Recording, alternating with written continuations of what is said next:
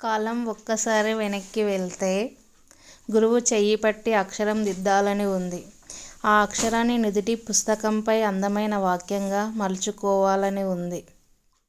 అవి అక్షరాలు కావు, పదునెక్కిన ఆయుధాలు, బ్రతుకుని నడిపే కాంతి పదాలు. కాలం ఒక్కసారి వెనక్కి వెళ్తే గురువు నేర్పిన విలువలతో విజేత నవ్వాలని ఉంది. వారు చూపించే వెలుగుల్లో ప్రపంచాన్ని చూడాలని ఉంది.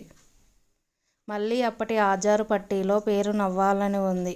ఆ చేతి దెబ్బలు తిని ఆ ఉలిచేతి శిల్పాలు నవ్వాలని ఉంది. గురువు నేర్పిన అక్షరం మనిషితనం కొలిచే ప్రమాణం, మనసుతనపు పరిణామం.